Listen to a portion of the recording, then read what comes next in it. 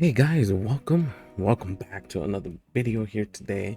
It is Monday morning. I'm excited to come back and continue with this procedural generation that we were doing last week.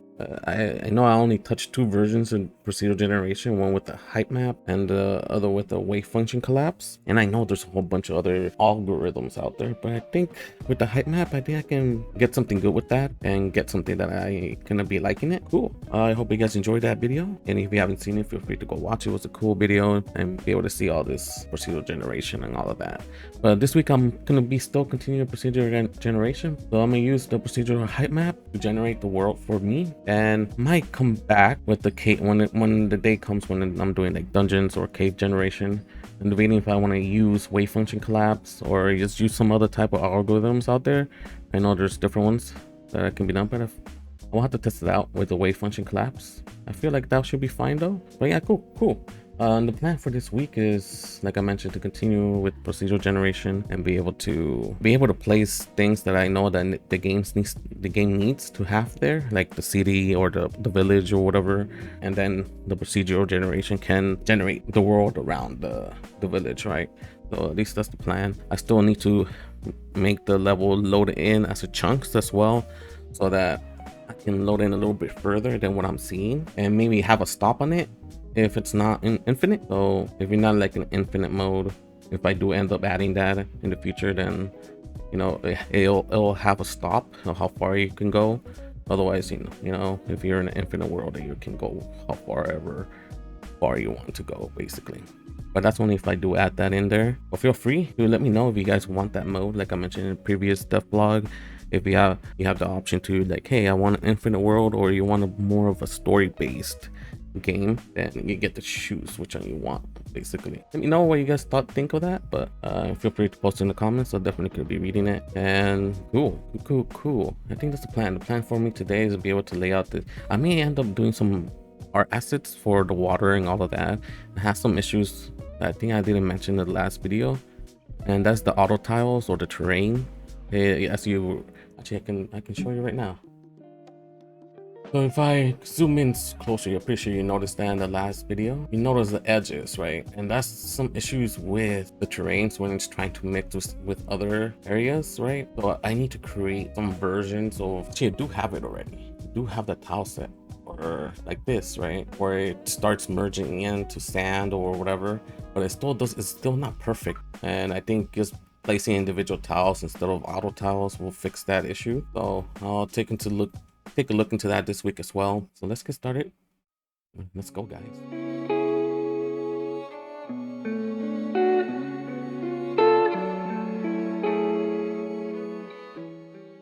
Alright then, guys, it is Monday evening. I spent most of the day today trying to fine-tune on the procedural hype map, and throughout that process I also needed to make a couple more pixel art assets. So what I've done today is basically create some of the edges. Since I'm not using terrain right now, since what you saw earlier it didn't look correctly, I decided to just use separate tiles instead. So I had to create the different versions of it where it was trying to convert to a new environment, like from sand to grass and dirt to grass and all that kind of stuff, right? So I went in and create those as well. This is still not final art as usual. This is just me having something on screen and be able to show it to you guys. So this is just for this and for the water as well. So there's a couple different water sprites that I've added, where some are going to be deep ocean ones, semi mid oceans, and then the coastlines, right? Then just ponds that are going to be near the grass, right? So I created those assets right now, or I mean today, and cool, they're looking great. And let's show you where this procedural generation I've added and what I have updated, basically. So there's two different versions of these because there's some situations that I was not able to combine them together. So yeah, I'll mention that in a little bit. But this is like an inland type of procedural generation that I guess you could call it mode, where, you know, there's a bunch of grass, you got dirt, and then you have like lakes, right, or ponds or whatever you want to call it. And yeah, cool. So everything's looking good, and the edges maybe needs a little bit more tweaking on them. but overall they're looking pretty good. You got all of this flower, this kind of like grass in here. I'm also using a noise for that to determine where to place these guys as well. So it's same thing as the trees. Cool. So there's more of that down there, and everything's looking good right now. You can generate a new one. Let's generate a new one. Okay, cool.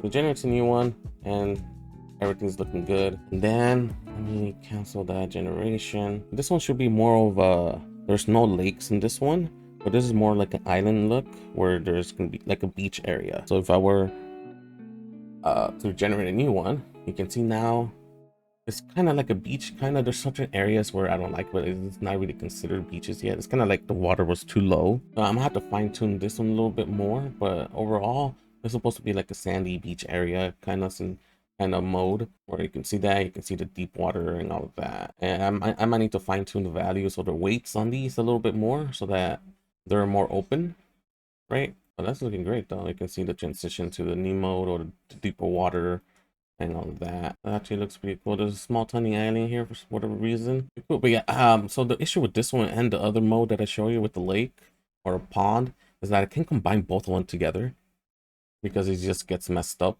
just because the water level is the same as the pond, right? So I may need to figure that out to see what kind of versions. If I want to have all of them, then I'm gonna have to remove dirt and maybe have the option of having the player to also be able to make grass to dirt. And I mentioned it before, and I feel like that's something that I want to be able to add, be able to turn grass into dirt and all of that. You know, feel free to let me know in the comments what you guys think about that. I don't know if I already mentioned it in this week's videos or earlier today in the Monday, but if I haven't mentioned it, feel free to let me know in the comments. What do you guys think about the player being able to turn grass into dirt so that it can be tilled and crops and all of that? The only option that I can feel like that can be an issue is that it's probably going to be a huge save file, right? Because the game needs to remember that, hey, you made this grass into soil. I can have some type of expiration date where the grass grows back and then be able to remove that from the save if there's nothing on it, right? So let's say the player turned this into soil, but if there's nothing on it within, like, I don't know how many hours you want to, maybe like within 24 hours or whatever, it goes back to grass. 24 hours in game or maybe a few hours in game. And if there's nothing there, then I think, you know, it reverts it back. This is an option. That's what I'm just thinking about right now. But anyway, cool. So this is my work that I've done today. And maybe I'm most likely need to fine tune a little bit more, but I think I'm in a good place right now, and I can always fine tune it later on. But I think what are the two different modes that I have is something that I can start working on. And yeah, I think I'm gonna end the day today. It was a good day today, and tomorrow I think the goal is to be able to place this kind of like section where I want to be putting villages into, or at least the main village, right? And be able to wrap around the procedural generation around that. So I think that's a goal for tomorrow. But cool. Anyways, guys, I'll see you guys then.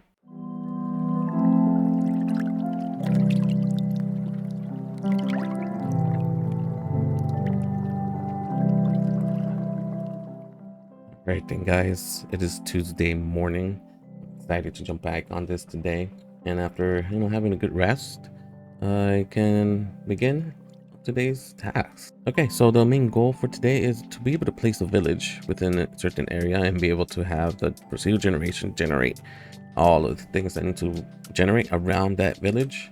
The only issues that I've mentioned, that I can see that I've mentioned before, is that it can be placed in certain areas where it shouldn't be. Like maybe it's going to be on top of an ocean or whatever, and that's something that I gotta look into and figure that out, how to handle that case. But cool, let's get started, guys. Let's go.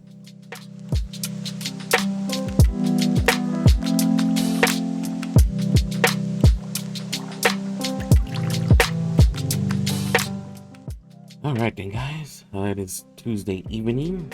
I did a lot of work today, guys. A lot of work. I'm excited to be able to show you guys the work that I've done today. It's a beefy update to this procedural generation that I've mentioned. But you know, let's start from the beginning. The main idea that I wanted to do today is to be able to place like the bounds of the village here and have the procedural generate the area around it, right? So all the trees of water or whatever it needs to be generating around it, that it looks okay, right? I think that's the plan that I wanted to do here. I wanted to show you guys what I've done so far. So if I zoom out, you can then see this huge area here that's empty right now. I don't have the tiles for these yet. I just wanted to get started on this. So basically this is the bounds of the village. You can see the bounds on the side, like the dirt goes around the village and it looks fine there. And as I scroll the bounds, the water as well, if you know, it chooses the correct tiles that it needs to be on this side. And yeah, so let's generate a new one. Let's see how that's gonna look. So if I look down, you can then see like the village, the corner here, and you know, choosing the correct tiles for this side. And as I keep scanning the surroundings of these, it looks pretty good, you know, even the dirt and all of that. I ended up choosing the correct stuff right now. Let's generate a new one. Yeah, even here, you notice on this side, it also chooses the correct tiles. So that actually is pretty sweet, actually. I think it's pretty good. So let's generate one more time. And cool. It generates all of this stuff in the bottom correct. And everything's looking pretty good, guys. Everything's looking pretty good. This is a pretty beefy update, you know. It took to spend most of my time working on this a little bit, making sure all the tiles around there was correct. And the other update that I want to show you guys also took most of my time. I probably should have taken a little break, but I was excited to jump in on it. And let's I gotta make some updates. Give me a second, guys. Right now I am actually loading these areas as chunks now. So it's rendering 9 different sections of it. So 9 different stuff. So there's three cells at top, 3 cells in the center, and 3 cells in the bottom. So that's 9 cells, right? And the player will always be in the center. So every time the player ends up moving, so the players are here. Yeah, it works in editor, which is awesome. So if I were to move, you can see that the tiles start generating in different areas. Put just a random seed. Let's pretend that's the seed now, right? So it's gonna generate one more time and then it should fix itself. See, there we go. See that? So this is the lake in here. It comes to this side. And you know, that was looking pretty good, guys. Look at that. There is some minor things that does update. So if I stayed in this side and you watch the dirt right now on top, and once it generates a new one, you notice like kind of like it looks like it's LOD, right? As you get closer to it, it actually looks like it's getting more detailed. Don't worry about the trees, because the issue with the trees, every time it comes to a new section and it's generating the next area, the trees are getting randomized all the time, regardless of the seed. So I need to fix that. So every time you go to a new different cell, the trees changes. So, but that's something that I gotta keep track of. But it does look like if you pay attention to the dirt, as you move further away, it looks like it's getting less detailed. And I don't know if that is a problem or not. As I get closer, it looks pretty cool though. But that's something that I gotta take a look into and see if that is something that I should see. Like right here, there's water that appeared out of nowhere. So I gotta look at how my thing's generating when it comes to doing this. I may need to, because every time it goes to a different cell, it regenerates the entire grid. And I think what I should do instead is to only generate the areas that needs to be generated, right? So, but the thing is, I'm gonna have to shift everything over. I don't know. It's something I gotta think about when I'm working on it and see what can be the fix for that. But other than that, guys, this is looking pretty good. So I can go further away, and it will just generate that entire chunk. Look at that. That's actually pretty sweet. Cool. So let's go back to this origin. Cool. So how this works basically kind of works similar how spatial partitioning works. And you don't know what spatial partitioning is. It's basically what you do is just lay out the entire world and generate cells in the world, right? And you use this spatial partitioning to, ideally, when it comes to physics, collisions, and all that, you want to avoid checking through many other entities that are further away. So if the entity is further away, there's no reason to do any entity collisions on it or checking any collisions with that other entity that's further away. So that's where spatial partitioning comes, where you lay cells throughout the entire world, and anything that is within the same cell, you do collision checks, right? And that's kind of similar to what I'm doing here with spatial partitioning. Basically, I am laying 9 grids around the player that I think right now is 30 tiles away, and every time the player goes out into a brand new cell, it regenerates that. And And basically, that's basically what it's doing. And every time this player goes out of to changes to a different cell, it will then regenerate, remove the one that was behind it, and update the next one that's nearby on the left. So as right now, if I kept going to the left, the one on the right should delete itself because I changed it to I'm moving to the left, right? So it removes everything on this side and generates this other one that's on this side. So that's basically the main idea right now when it comes to this. But yeah, that was a big biffy update. There's some minor things that are going on here that I'm not too worried about. Whatever is happening to some areas where water just starts appearing out of nowhere. Because if you notice up here, there's a tiny water, but then there's a water pond or whatever that appears if once I move to the next cell nearby. See? This appeared out of nowhere. Or it could have been the same one, you know? And as I'm getting closer, it gets more detailed. And I don't know if that's something that is on purpose or not, but that's actually pretty cool though. But anyways, regardless, I'm looking outside of the player view, so you'll never actually see that update. Because technically you'll be this close when you're playing the game, right? So you will never ever see that change happening. So I need to test this a little bit further and see if that's going to be okay and if there's any issues that come out of it. But other than that, guys, that's a pretty good Tuesday update right now. It was a pretty beefy update today. And I think I'm in a really, really good spot today right now, guys. Anyways, guys, yeah, I'll see you guys on Wednesday morning.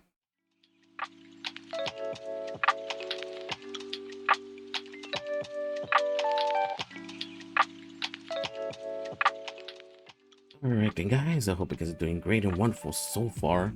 Today is Wednesday morning already, and the goal for today is to implement a star. I have to do it manually rather than using the a star that they have in there. One thing I forgot to mention about this, but the way that the tile mat works now is that it has its own script now in GD script, and I was planning to do this in C++, but the reason why I did not do it in C++ is because I wanted to test this generation within the editor without pressing play all the time. And the way that you do that is in GD script. You put an at tool at the very beginning, and I don't know if there's any way to do that in C++. And you know, I'm fine with it for this tile map to be in GD script regardless, so I think I'm gonna keep it that way for now. And I'm able to do a star within this script here as well, because this is where I know where all the tiles are gonna be located and what tiles are gonna be the areas where there should be collision and all of that. So this is where I'm gonna tell the a star to be like, hey, this cells are actually busy and you can't go in this area, basically. And that's most likely what I'm going to be doing. I'm going to look into how an a star is implemented in here and do some research on that, and that's the plan right now, be able to do that. So cool. Yesterday's update was pretty beefy. I hope you guys enjoyed that big update that I did. That's something I really wanted to implement into this game, because that's something that I need. And then figure out what's going on with it's kind of like there's LODs here or whatever reason, right? It's kind of, I don't know if I think I like it though. What do you guys think? Feel free to post in the comments if you guys like that or not, or that's something that I should be looking to. I think I just gotta test this a little bit further and see if there's any issues that come along with that. As long as I feel like as long as it's always like this every time I come close and doesn't do anything else, I think it'll be okay. But I do really like that. It looks like there's LODs, and as you get closer, you know what, guys, that's what I implemented. You know, I did it on purpose. I don't know. I don't know. I'm just kidding. But yeah, that's something I gotta look into. But feel free, you know, post in the comments what you guys think about that. Anyways, guys, let's get the day started.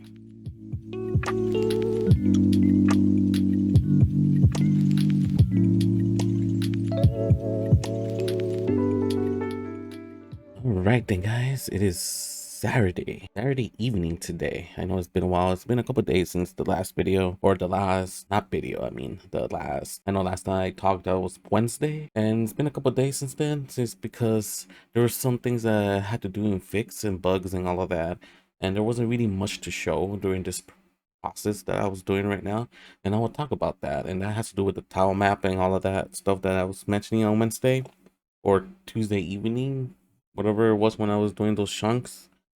I had to make a big update on that, and I will talk about that today. But before I do that, first thing I want to talk about is the A star. So I implemented the A star. So I created an A star character, right? And it extends from node 2D. And I basically just create the A star here, 2D. And what's cool about this, and that was something that I mentioned a few videos ago when I was doing a navigation mesh, that I didn't like that it was doing diagonals. And I mentioned that in A star, you can actually disable that, right? And that's where I come in here and it's just disable this bad boy right here and say diagonal mode, never. So I can just disable the diagonal mode and all of that. So basically what I do in here is just initialize the A star grid, the A star object.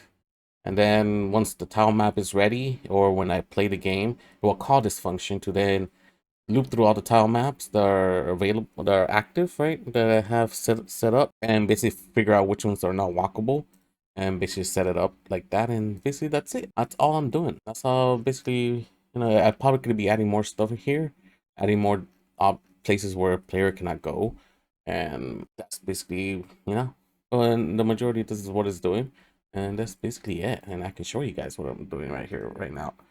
So I'm coming here and I can click anywhere.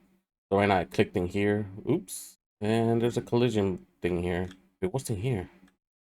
Oh, you know what it is? It's the distance. It probably was trying to flip back and forth in that area. I'm having to increase that. Okay.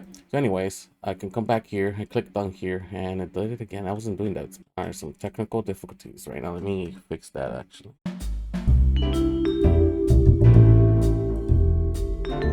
Every single time, guys. And every time I tested this before the video, and every time I'm recording something, a bug just pops out of nowhere. So let's increase this to, let's see, 0.15. It might be a little bit too small still. So let's build this. But hey, that's deaf life, right? If you're deaf, you know what I'm talking about. And if you record or you're showing this to your boss or your coworkers, you tested this beforehand and it was good until you start showing off or talking about it to your coworkers, and boom, a bug just shows up out of nowhere. Insane. And I don't care about that right now. All right, let's test it out and see if it happens again here. All right, let's test it out one more time. So I clicked on that. There we go. So there's no more jitters and all of that. Cool. So one thing I could do right now as well, let me open up my player real quick, is that I can show you the debug and show you the path as it's traversing through it. So I enabled it right now. I added that debug draw. So if I clicked on this flower, boom, it creates, hey, this is the path that it's going to be choosing. So it can go in whatever path it can go. Sweet. Cool. And there we go, guys. There's a star pathfinding, and this looks so much better for me at least. I This is something that I wanted to add, and it's here. And I don't need any navigation meshes or nothing like that. And that is gone. That is gone. It's nowhere in the scene anymore. Cool. So I can just say I clicked in here and notice, like, boom, it found a path through here. Cool. Any other places I can go right now? Let's say I want to go in here and just between the trees, and it just finds a path. So it doesn't like try to go through trees or anything that should not be walkable. And there we go. Sweet. Sweet. And that's it, basically. That was basically it. Now the next thing is the next beefy thing that I want to talk about, and what took most of my time is figuring out some issues that I was having. I know before I mentioned that with the LODs and all of that stuff, kind of mentioned, and just now that I'm bringing it up once again, just because I say LODs does not mean that it's actually more performant. It was just a joke. I just said it just kind of looks like it's LODs, right? It would look like it was getting more visually better as you got closer to it, right? And I made a joke about LODs, but it doesn't mean that it's actually the LODs, because it's not. It's still the same performance. It's not the performance does not get improved. It's because it did what it did right there. It's still the same, unless maybe if I change the resolution of that tile or whatever. But anyways, I found some issues with that, and there are some areas that it did not work correctly. So I ended up finding a bug on that on my code because of that. And the reason before is because it was recalculating. Basically how my generation works is that each tile has a weight. So water has its own weight, dirt has its own weight, grass has its own weights, and any other weights that I want to add here. So like beaches and all of that, they have their own weights, and these weights will determine if they should appear. And what I was doing before is that I was recalculating the weights every time you went to a different cell, right? Because like I mentioned before, it's just kind of like similar to spatial partitioning, right? So right now I'm in this corner here, and I'm in this, basically this entire cell that's in here. And once I move my character to this side, it will change my grid that I'm on my 9 square grid, and it would delete all the ones that are on the right side and create new ones on this side, right?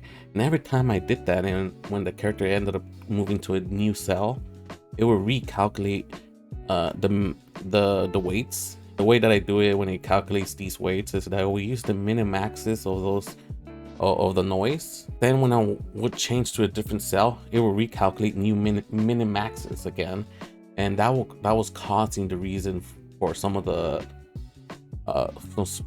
cells to swap to a different texture, or to a different, yeah, to a different texture, right? And that's why you will see like this kind of like LOD effect that I mentioned earlier. And yeah, so that was basically a bug that I found out. And the other thing that I wanted to fix as well is, like, every time I would switch to a new cell, it would shut just a tiny bit, and I would lose like 10 FPS out of nowhere. So then I started adding threads into my script, and it did help it out a little bit. I probably lost 5 frames instead of 10, and I still didn't like that. You will still see a little bit of the shug and performance. You know, you will lose some performance in that little time frame that you would switch to the other grid. I didn't like that, and I was trying to figure out what would be the next step for me to improve this. Eventually, I didn't know I don't know why I didn't think about this earlier. And what I did instead is to switch to C++. And earlier I mentioned that I didn't know how to do it with, because I wanted to also work within the editor, and I didn't know how to do that in C++. And that's the reason why I kept it in GD script. But I found a way to be able to do that, and that's by doing this call function that they have here. So my chunk tile map, that's what I'm calling it, a chunk tile map. And it's basically it's a C++ class that I created. Even though this node is C++, I also have a GD script on it at the bottom, which is this Eden tile map.gd. So what I did is that, since this script is also attached to this chunk tile map, it's able to call C++ functions. So I ended up thinking like, hey, what if I made this still, what if I still make it work within GD script, so that I can still use this app tool and be able to create the generation within the editor? And what if I call a C++ function by using this call? So I tried it out, and it ended up working. So basically, what this will do every time let me, at the very top of my inspector, I have 2 buttons, the ones that will generate basically the procedural tile maps here. And when I click that, it will generate it. It will call this function to then call a function in my C++ class, and we'll call this generate function here, basically. And it will do basically all the work that I basically wanted to do. Let me close all that. Yeah. So it will call this function and basically call this to generate this chunk at this position, and it will generate all the cells around it, all the other 8 cells, including the center one. This is cancel. And it will start generating all of that stuff, right? And after it is done, it will then call a generation complete on my GD script. So it will tell my GD script when it's ready, and it will call this function back, and then it will initialize my A star and all of that stuff. So that's what basically he's doing, and I was able to improve the performance on that now. So there's no more chugging. It's crazy how C++ is actually so much better. And I'm not even using threads in here, basically. So I removed the threads because I actually don't even need it. That's how much faster it is. So once I come in, let's get in here. So passing this this tree trunk that's in here, it will then start generating a new cell, right? So if you see this tree trunk right here, this is where this origin is at. So when I pass that, it will then generate a new chunk, right? So let me. It doesn't. You don't see the hiccups within the editor, but when I played it in game, it did. So this is what I ended up doing. And this is my performance optimization that I did. So once I passed this tree trunk, it would then generate it. Yeah, I lost maybe like 1 frame, but it's better than losing like 10. And you can barely see the hiccup thing here. So I may end up maybe using threads in the future, but as of right now, I actually like it, and it's not like a huge thing, and it's not super noticeable unless you're really looking at it. But it is so much better than it was before, because before it was very chuggy. Uh, and I wish I actually was recording when this was happening. But other than that, guys, that's basically the majority of my journey. I was trying to improve this procedural generation with this type of functionality, of being able to create it in chunks. Imagine I was actually creating a huge world right now. This was definitely not going to work out. So I'm glad I did it this way, in this partitioning type of way, to be able to create all this tiles. And mentioning with the fix that I did with the weights that I did, you notice that everything's actually not swapping like it did before. Cool.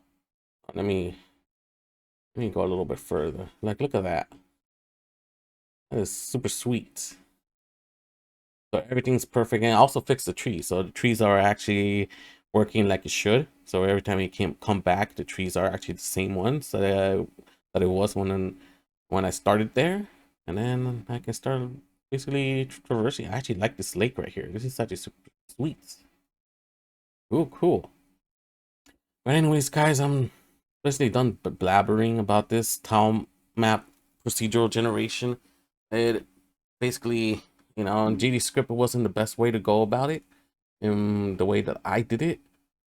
Feel free and let me know in the comments if you guys some other suggestions on it. But I do like the way that I did it right now with working with C++. But yeah, I'm actually excited, guys. This it is basically 2 weeks. This took me 2 weeks to do, and it's an amazing spot right now. I am super super excited right now that everything's working like I want it to, and I hope you guys are also excited about this. Like, imagine to be able to traverse through all of this stuff, be able to, you're in this corner, you're fishing on this side, or maybe on this little tiny section here, you fishing. Once I start implementing fishing in here, and be able to like create crops in here and all of that kind of stuff. I'm excited. I'm excited. And I did one huge milestone today. It took me 2 weeks, but it was a pretty good 2 weeks actually. Cool. I think that's what I'm gonna call it today, guys. It is Saturday evening, and tomorrow I have to um start editing this video for this week so I can upload it either to on tomorrow on Sunday night or Monday morning, depending on how long it takes me to edit that bad boy. But cool. I hope you guys are super excited about this, because I am, and you're hoping you're excited for more stuff happening in here. So if you guys did enjoy watching this and are super excited and want to support me, feel free to follow, to like the video, subscribe.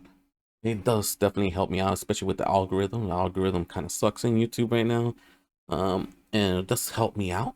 So if you want to help me out with the algorithm over here, feel free to like it. Comment for anything that you guys want me to know, like any feedback throughout this week. And there was something like, hey, it'll be cool to work on this. Or if you notice something like, hey, you should change this to something else, feel free to let me know. I really love your feedback and all of that. And we did hit a milestone, which I will talk about tomorrow, but just a quick little update. We did go over 100 subscribers. So I'm excited about that in this channel. It's not crazy. for for a big YouTuber or whatever, but for me it's actually super exciting to be able to have 100 I want 100 subscribers in this channel. So thank you guys for that. Let's aim for 500.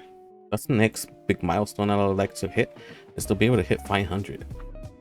And I'm excited. Let's see. Let's try to hit that, guys. Let's try to hit it. So feel free to like and subscribe. That will help the YouTube algorithm for other people to find this channel a little faster, and we can have a big grouping here to be able to talk about this cool stuff. But yeah, I'm also working on creating a Patreon account. I mean, I already created it. I just trying to figure out how I want to handle this stuff. And any of you guys are interested in supporting me, it's not necessary, so don't feel obligated on all of that. It does help me out in the future though. I probably have super cool perks on it, like I can like shout outs throughout the videos, either at the beginning of the video or at the end. Perks of having your name on the credits of this game when it releases for supporters. Maybe you'll have some type of perks of where you can have your name on a super cool weapon or something like that, like a dagger or whatever, you know. It will have this cool glow effect on it, or I don't know what I wanted to do just yet. It's still a long way to go when it comes to that, but you will have super cool sweet perks like that if you guys are willing to support. But it's not necessary, as always. But that's something that I'm planning once I have a bigger following here, or you know, if you guys are really super interested in that, I'll definitely start creating a Discord channel, and maybe also create roles for those that are supporting me as well. So all of this cool stuff that I'm already thinking about, but it's not necessary, so don't feel obligated. I really want to emphasize that. But just know that by you watching this video, it does help me out already. So I just know that I'm eternally grateful for you guys as usual. But cool. But yeah, if you guys are super interested in that as well, you feel free to let me know in the comments. And yeah, cool guys. I will talk about what's next for next week and see what's gonna happen for what's next. I think I'm in a really cool spot with Procedural Generation, and I think I'm gonna call it to be like an okay spot for now. It may change in the future, but other than that, I'm excited. Yeah, cool guys. I hope you guys have a great day, a wonderful night, depending on your time, and I'll see you guys next time. Anyhow, guys.